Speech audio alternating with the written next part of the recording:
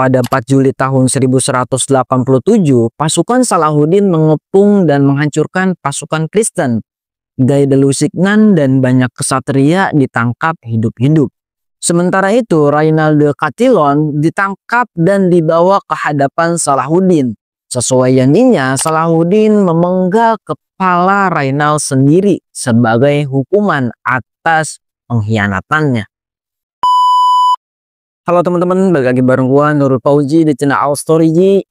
Ya, sesuai janji gua kemarin di video Raja Balwin 4, segmen sejarah seputar dunia kali ini, gua mau ngebahas salah satu tokoh Islam terhebat yang bisa menaklukkan Yerusalem. Yaitu siapa, coba tebak? Oke, gua kasih tahu, yaitu Salahuddin Al-Ayyubi. Penasaran ceritanya seperti apa? Langsung aja kita masuk ke segmen sejarah seputar dunia.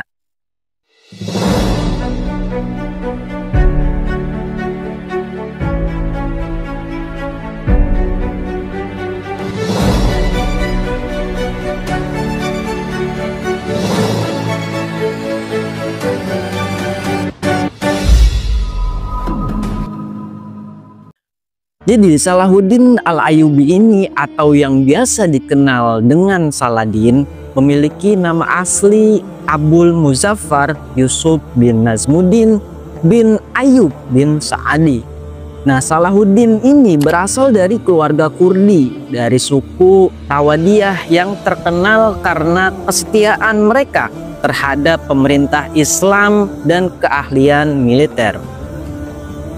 Ia memiliki ayah bernama Nazmuddin Ayyub yang merupakan seorang pejabat militer yang menjabat sebagai gubernur benteng Tikrit. Salahuddin juga memiliki paman bernama Asaduddin Shirkuh yang juga merupakan seorang jenderal terkenal di bawah kepemimpinan Imaduddin Zengi, pendiri dinasti Zengid. Nah, saat Salahuddin lahir, keluarganya harus meninggalkan Tikrit karena konflik politik dan akhirnya pindah ke Mosul, kemudian ke Baalbek dan akhirnya menetap di Damaskus, Suriah. Sejak kecil, Salahuddin dididik dengan sangat baik, terutama dalam hal agama dan pendidikan Islam. Ia belajar di bawah pengawasan ayahnya dan ulama-ulama besar di Damaskus. Salahuddin belajar tentang Al-Quran dan hadis, fikih, ilmu bahasa Arab, sejarah, dan strategi militer.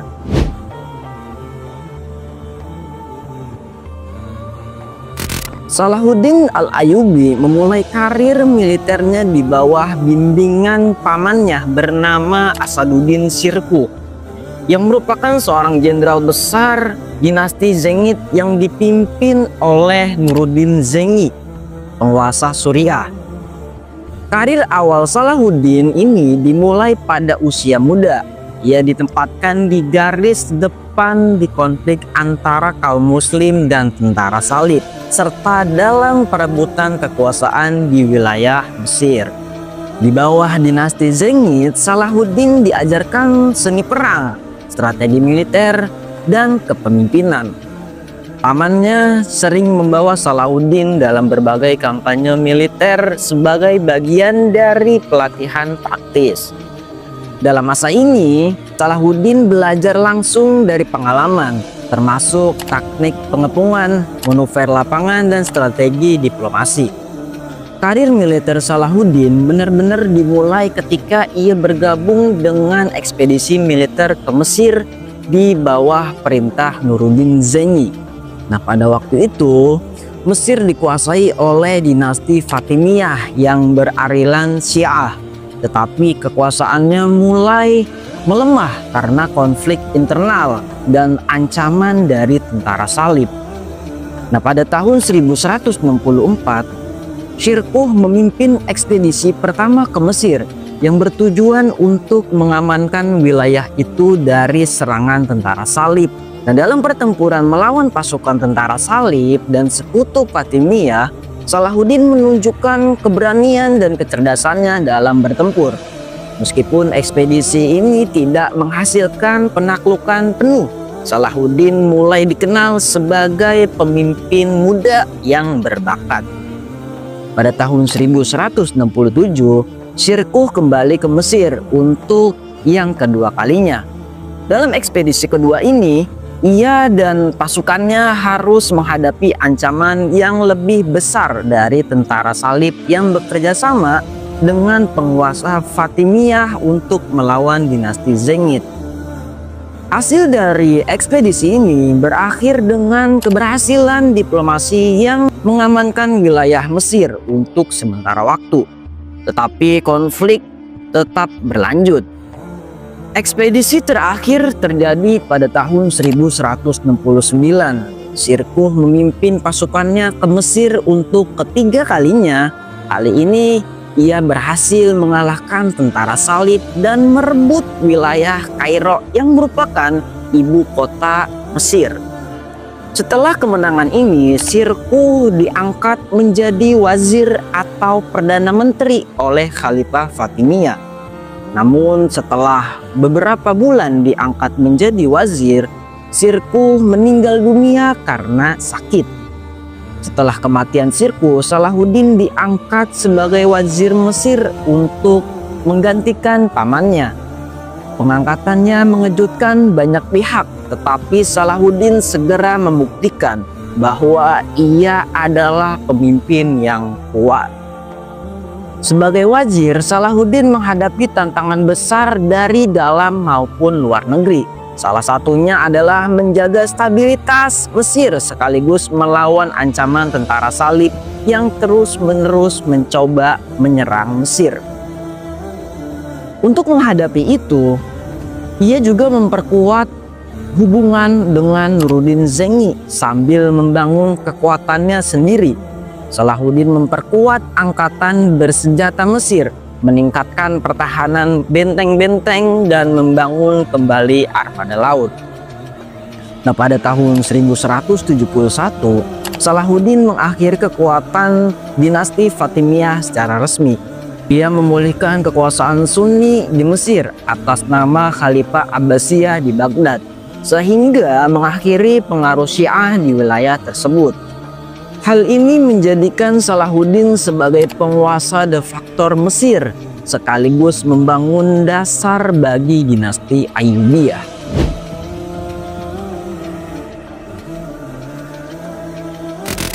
Pada tanggal 15 Mei tahun 1174, Nuruddin Zengi meninggal dunia secara mendadak.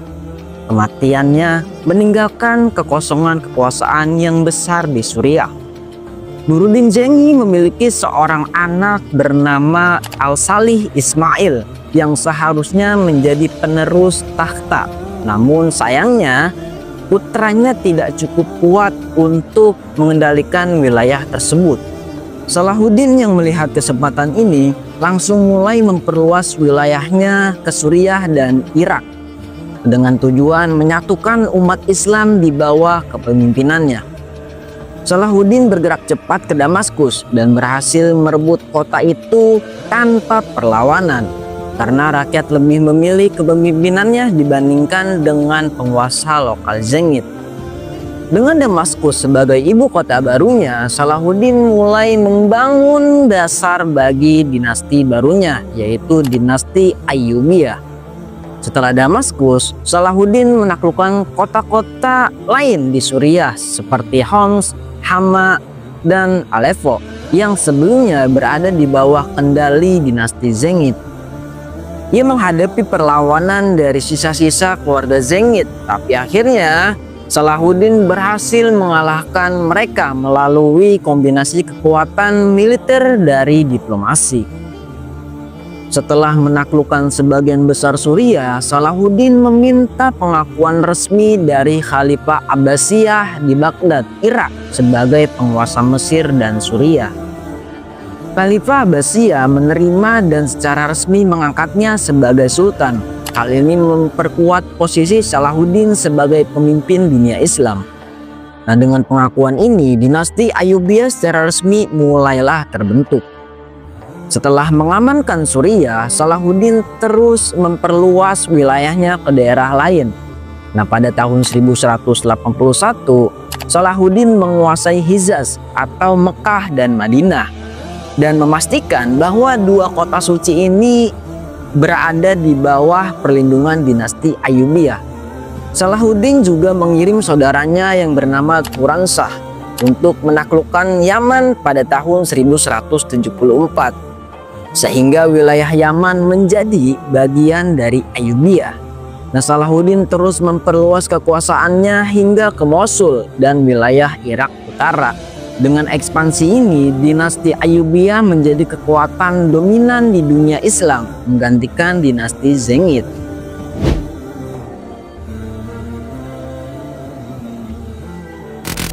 Pada tahun 1174, setelah kematian Raja Amalrik I, putranya yang masih muda yang bernama Balwin IV naik takhta sebagai Raja Yerusalem.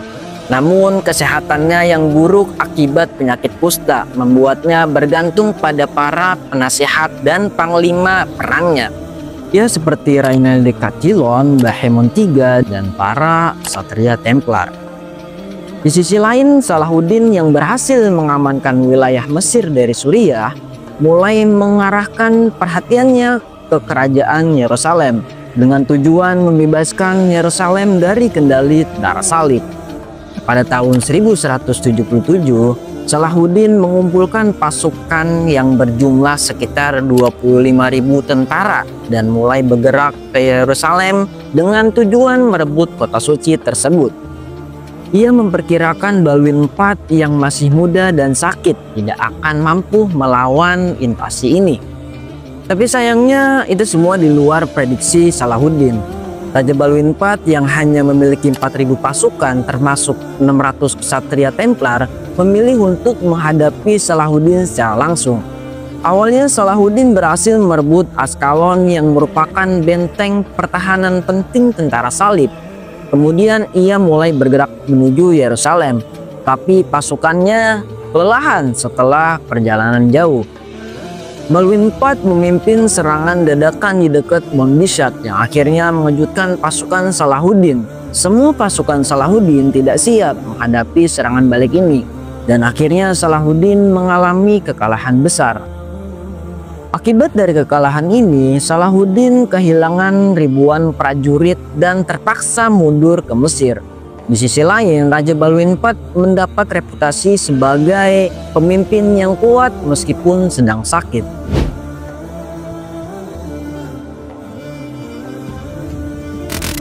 Setelah kekalahan di Monbishar, Salahuddin mengambil pendekatan yang lebih strategis.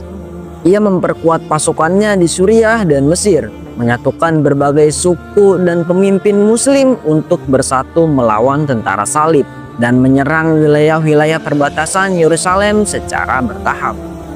Pada tahun 1180, Balwin IV yang kesehatannya semakin memburuk menyadari bahwa Yerusalem belum siap menghadapi perang besar, sehingga ia menandatangani gencatan senjata dengan Salahuddin. Pada tahun 1183, Salahuddin menyerang Kastil Kerak yang merupakan salah satu benteng utama tentara salib yang dikuasai oleh Rainal de Chatillon. Raja Balwin IV yang mengetahui kejadian itu langsung berusaha mengirim bantuan untuk mempertahankan benteng. Akibatnya Salahuddin gagal merebut Kastil Kerak. Nah, pada saat yang sama, kondisi kesehatan Balwin IV semakin memburuk. Dan pada tahun 1185, Raja Balwin IV meninggal akibat penyakit kusta yang dideritanya. Sebelum meninggal, Raja Balwin IV menyerahkan kekuasaan Yerusalem kepada keponakannya yang masih kecil, yang bernama Balwin V. Tapi sayangnya setelah kematian Balwin IV, kerajaan Yerusalem mulai mengalami perpecahan internal yang membuatnya semakin rentan terhadap serangan Salahuddin. Setelah kematian Raja Balwin IV, tahta Yerusalem jatuh ke tangan Guy de Lusignan yang merupakan suami dari Sibila sekaligus saudari dari Balwin IV. Sementara itu, Rainal de Chatillon yang merupakan seorang panglima perang salib yang agresif terus melanggar perjanjian damai yang telah dibuat dengan Salahuddin. Pada tahun 1186 sampai 1187, Rainal melakukan provokasi besar yang menjadi penyebab utama terjadinya perang besar. Ia menyerang karavan dagang muslim yang melintasi wilayah tentara salib, menyiksa dan membunuh para pedagang serta peziarah muslim termasuk kerabat Salahuddin.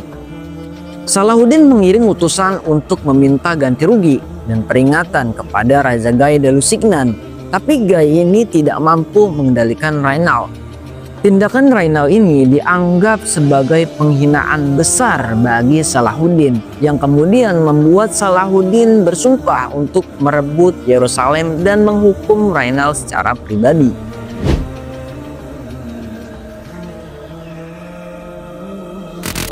Salahuddin mengumpulkan pasukan besar dari berbagai wilayah muslim yang telah ia satukan. Ia membawa sekitar 30.000 prajurit termasuk kavaleri berkuda yang sangat terlatih. Di sisi lain, pasukan tentara salib yang dipimpin oleh Gai de Lusignan berjumlah sekitar 20.000 orang termasuk ksatria Templar dan ksatria Hospitaller. Mereka bergerak menuju Danau Tiberias untuk menghadapi Salahuddin. Salahuddin menggunakan taktik cerdik dengan membakar padang rumput di sekitar pasukan salib. Hal ini membuat tentara salib terjebak di medan yang sulit tanpa akses air. Pada 4 Juli tahun 1187, pasukan Salahuddin mengepung dan menghancurkan pasukan Kristen. Gai de Lusignan dan banyak ksatria ditangkap hidup-hidup. Sementara itu, Rainal de Chatillon ditangkap dan dibawa ke hadapan Salahuddin. Sesuai janjinya, Salahuddin memenggal kepala Rainal sendiri sebagai hukuman atas pengkhianatannya. Pertempuran Hattin ini menjadi pukulan telak bagi tentara salib karena hampir seluruh pasukan mereka dihancurkan.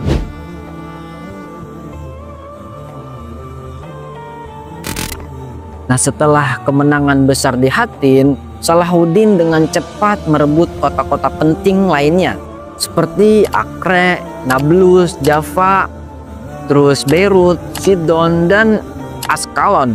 Semua kota-kota itu jatuh ke tangan Muslim dalam waktu singkat.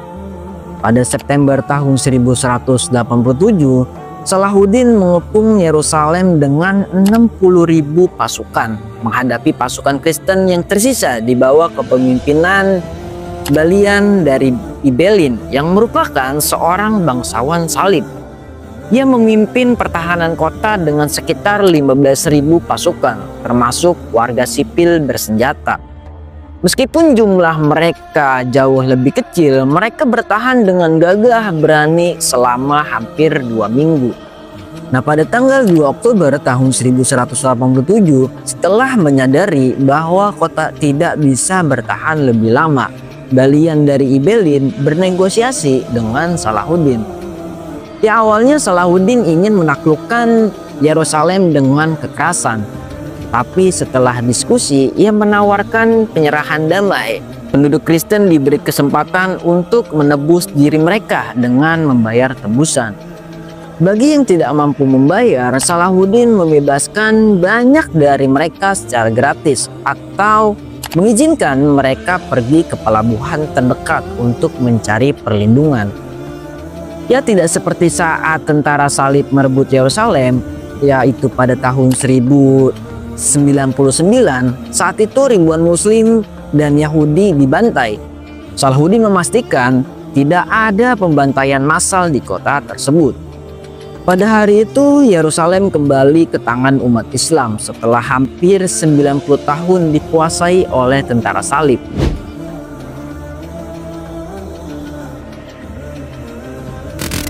Penaklukan Yerusalem oleh Salahuddin saat itu membuat sebagian Eropa gempar. Paus Georgios VIII segera menyerukan perang salib ketiga untuk merebut kembali Yerusalem. Perang ini menjadi salah satu yang paling terkenal dalam sejarah karena mempertemukan dua tokoh besar, yaitu Salahuddin Al-Ayyubi dan Raja Richard Leonard dari Inggris. Tiga penguasa besar Eropa yang mengumpulkan pasukan untuk menyerang Salahuddin adalah Raja Richard Lionheart dari Inggris, Kaisar Frederick Barbarossa dari Jerman, dan Raja Philip II dari Prancis. Para pemimpin ini mengumpulkan tentara dalam jumlah besar dan mulai berangkat ke Timur Tengah untuk menghadapi Salahuddin. Pada tahun 1189, pasukan salib mulai bergerak menuju wilayah Muslim di Levant. Kaisar Frederick Barbarossa dari Jerman memimpin sekitar 100.000 pasukan. Jumlah ini adalah jumlah terbesar dalam Perang Salib ketiga. Namun sebelum tiba di Yerusalem, Barbarossa tenggelam di sungai Saleb atau di Anatolia, yaitu sekitar pada tahun 1190. Setelah kematiannya, sebagian besar pasukannya bubar dan ada yang kembali ke Eropa. Richard dan Philip II juga berangkat ke Yerusalem melalui jalur laut dan merebut Pulau Siprus sebagai basis logistik mereka. Mereka tiba di Palestina pada tahun 1191 dan mulai melancarkan serangan kepada pasukan Salahuddin. Mereka menyerang kota Acre yang merupakan kota pelabuhan strategis di Palestina. Salahuddin mempertahankan kota ini selama hampir 2 tahun melawan pasukan salib. Namun setelah serangan besar-besaran dari Richard dan Philip, Acre akhirnya jatuh ke tangan tentara salib. Setelah kemenangan ini, Philip II kembali ke Prancis, meninggalkan Richard sendirian dalam perang melawan Salahuddin.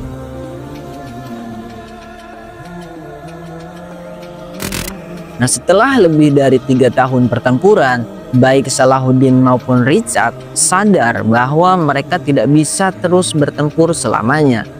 Salahuddin tetap menguasai Yerusalem dan bersedia bernegosiasi demi perdamaian. Richard juga menyadari bahwa pasukan salib tidak cukup kuat untuk menaklukkan Yerusalem secara permanen. Dan pada September tahun 1192, mereka mencapai perjanjian Jaffa yang menyatakan bahwa Yerusalem tetap berada di bawah kendali Muslim. Kristen diizinkan berziarah dengan aman ke Yerusalem. Wilayah pesisir Palestina tetap berada di bawah kendali tentara salib. Ya, tidak ada lagi pertempuran lebih lanjut antara kedua belah pihak selama beberapa tahun ke depan. Salahuddin tetap menjadi pemenang utama karena ia berhasil mempertahankan Yerusalem. Nah, perang ini semakin memperkuat kepemimpinannya di dunia Islam. Namun, perang ini juga menguras sumber daya Muslim. Dan setelah perang ini, kekuatan Salahuddin mulai melemah. Tak lama setelah Perang Salib ketiga, tepatnya pada tanggal 4 Maret tahun 1193, Salahuddin meninggal dunia di Damaskus pada usia 55 tahun. Ia meninggal dalam keadaan miskin karena sebagian besar hartanya telah digunakan untuk perang dan membantu rakyatnya. Setelah kematiannya, dinasti Ayyubiyah tetap berkuasa, tetapi tidak sekuat saat Salahuddin masih hidup. Nah, Perang Salib ketiga adalah salah satu konflik paling terkenal dalam sejarah Perang Salib. Perang ini menunjukkan bagaimana dua pemimpin besar, Salahuddin dan Richard, saling menghormati meskipun mereka bertempur sebagai musuh. Salahuddin dikenang sebagai pemimpin yang bijaksana dan toleran, sementara Richard dianggap sebagai salah satu raja pejuang terbesar dalam sejarah Eropa. Ya, mungkin kalau misalnya kalian ada pendapat dari video yang gue bahas kali ini, kalian bisa komentar aja di bawah. Dan mungkin ya di next video kalau kalian punya cerita-cerita unik atau cerita-cerita tertentu, kalian komen aja di bawah atau bisa DM juga Instagram gue. Mungkin segitu saja video dari gue ya. See you di next video. Bye bye.